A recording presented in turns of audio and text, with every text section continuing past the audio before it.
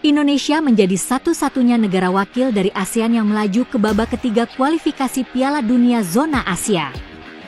Menariknya, Indonesia lolos ke ronde 3 dimulai dari babak play-off. Bahkan, Indonesia menjadi peserta ronde ketiga dengan ranking FIFA paling buncit dari para peserta lainnya. Sehingga pada babak pengundian grup, otomatis Indonesia menempati pot akhir dan mendapatkan lawan yang kuat secara ranking. Indonesia tergabung di grup C bersama Jepang, Australia, Arab Saudi, Bahrain serta Cina.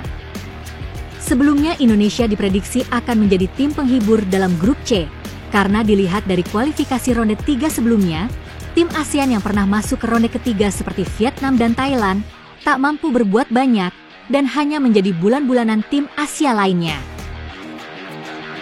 Namun siapa sangka, pada laga perdana di grup C melawan Arab Saudi, Indonesia mampu menahan imbang tim yang pernah mengalahkan juara dunia, Argentina di kandangnya. Kemudian di laga kedua di Gelora Bung Karno, Indonesia kembali menahan imbang Australia dengan skor imbang 0-0. Di laga ketiga, Indonesia yang bertandang ke Bahrain, kembali mampu bermain imbang 2-2. Bahkan skuad Garuda hampir saja mendapatkan kemenangan perdananya di grup C, sebelum Bahrain menyamakan kedudukan di akhir perpanjangan waktu yang menjadi kontroversi kala itu. Setelah dari Bahrain, Indonesia pun bertandang ke Cina dengan menempuh perjalanan panjang. Namun sayang, skuad Garuda yang diprediksi menang atas Cina, justru harus menerima kekalahan pertamanya di grup C setelah tumbang dengan skor 2-1. Saat itu pun Indonesia kembali diragukan publik sepak bola. Apalagi laga kedepannya, Indonesia akan melawan tim kuat Jepang dan Arab Saudi.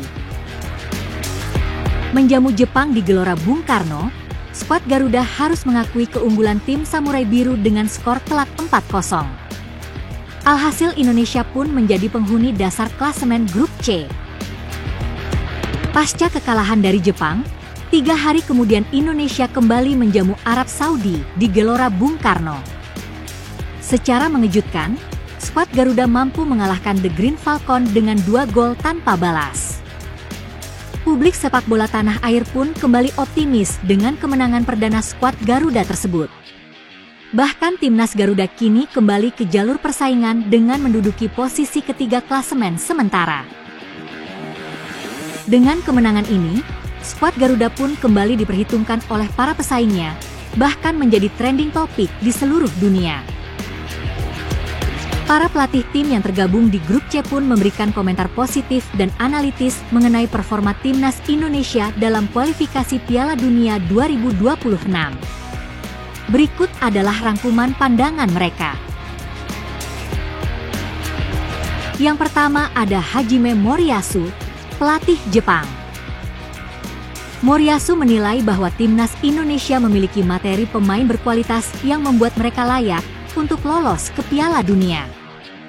Meskipun Indonesia kalah 0-4 dalam pertandingan melawan Jepang, ia percaya bahwa pelatih Shin Tae-yong telah melakukan pekerjaan yang baik dalam mempersiapkan tim meskipun dengan waktu yang terbatas.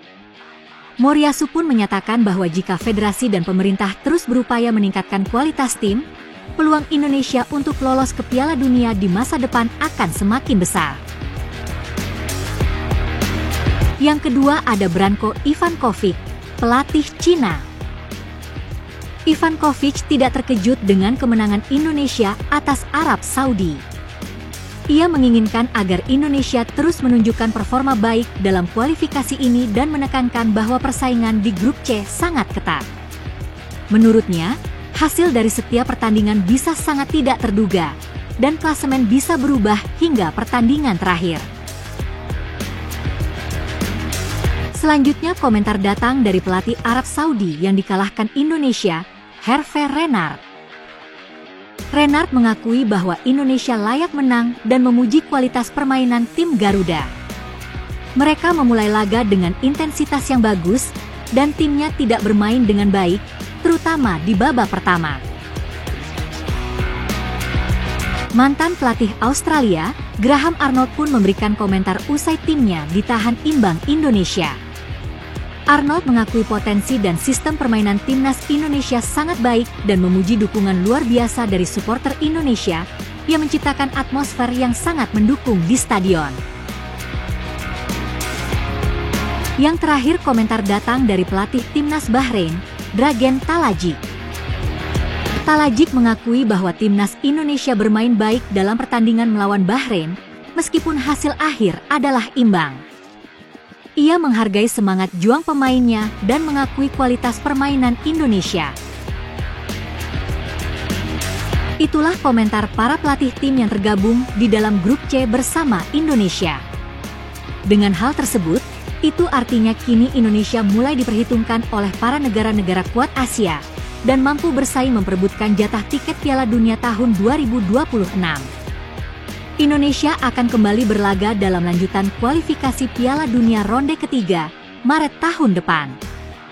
Yang pertama bertandang ke markas Australia, kemudian akan menjamu Bahrain di Gelora Bung Karno, Jakarta.